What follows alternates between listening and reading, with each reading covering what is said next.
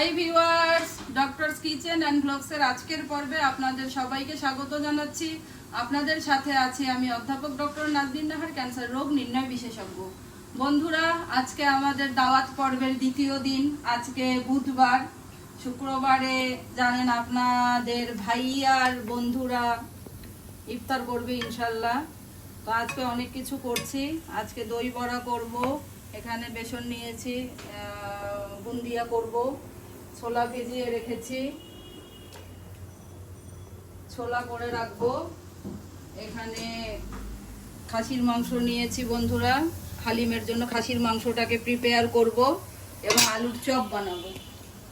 তো এখানে আমি দই বড়াটা করে নিচ্ছি। আপনারা দেখতেই পাচ্ছেন কতটুকু ফুলছে।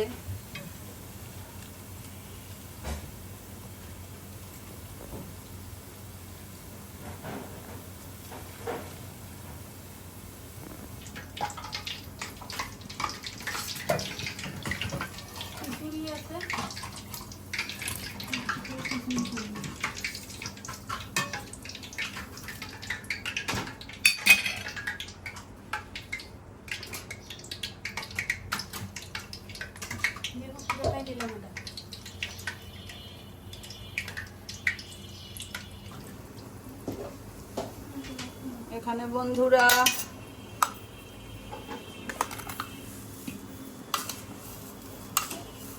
দই বড়া টকটা তৈরি করছি।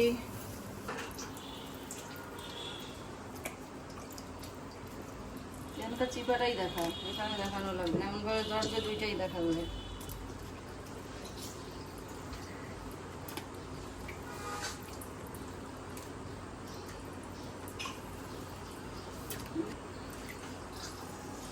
ভেতরে দেখুন বন্ধুরা কি পরিমাণ পানি ঢুকেছে, মানে দই বড়াটা ইনশাল্লাহ ফ্লাফি এবং সফট হবে।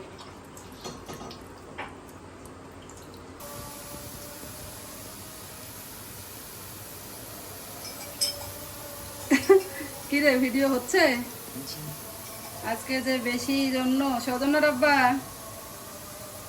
ও সৌজন্য রব্বা,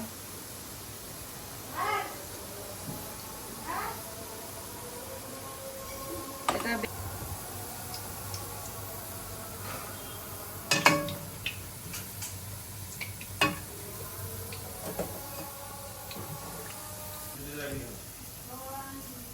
এটা বন্ধুরা কাউরান বাজার থেকে আমার এক স্টাফ কিনে এনে দিয়েছে, যাতে বেশি করে যখন বানাবো তখন এটা কাজে লাগাতে পারি।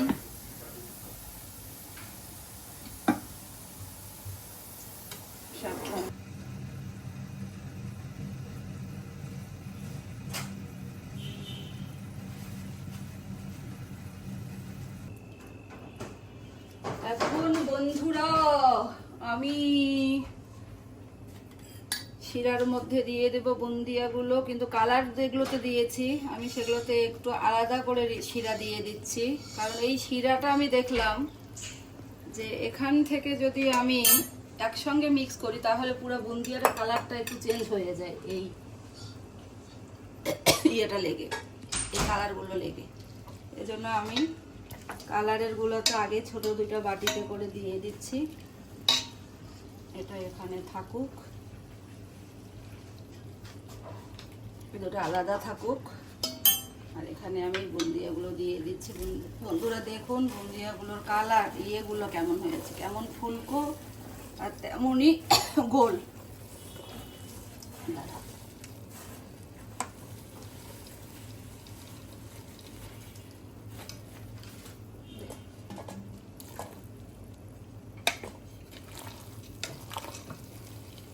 লেবুর রসটা মিক্স করে দিলাম।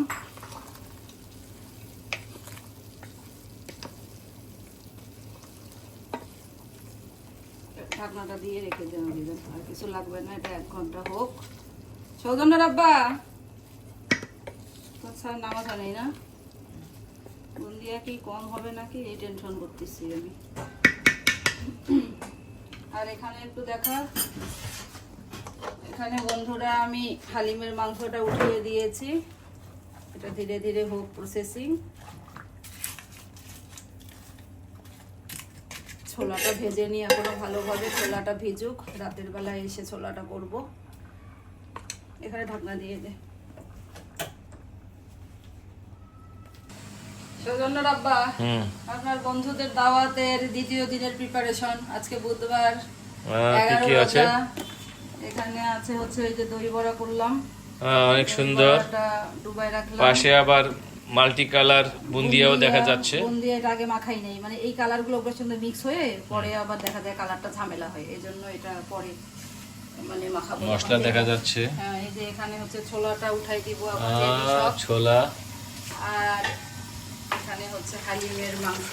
আরে ভাই, এই হালিমের মাংস তো এমনি খেতে ইচ্ছে করে। এটা আপনার জন্য রাতে আছে ইনশাআল্লাহ, বেশি করে করছি এই জন্য। খাসির হালিমের এই মাংসটা কি আর ভাই হালিমের সাথে খাবো, আগেই মনে হয় যে গরম ভাত দিয়ে একটু খাই। তো হালিমের মাংসের মশলাটা সাধারণ মাংস রান্নার মতো না, এটা সবাই জানেন আপনারা যে একটা ডিফারেন্ট ফ্লেভার। আমি নিজেই বানাই আলহামদুলিল্লাহ।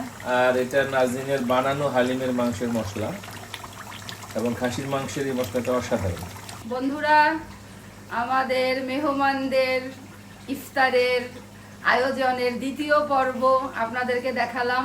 মোটামুটি আমি যেগুলো আজকে করলাম এগুলোই। আলুর চপ করতে চেয়েছিলাম বন্ধুরা, কিন্তু আলু শর্ট আছে, একদম ফ্রেশ আলু নিয়ে এসে কালকে আলুর চপটা করব। আর কালকের প্রিপারেশন তো ইনশাল্লাহ কালকে দেখবেনই। সেই পর্যন্ত আমার সাথেই থাকবেন বন্ধুরা।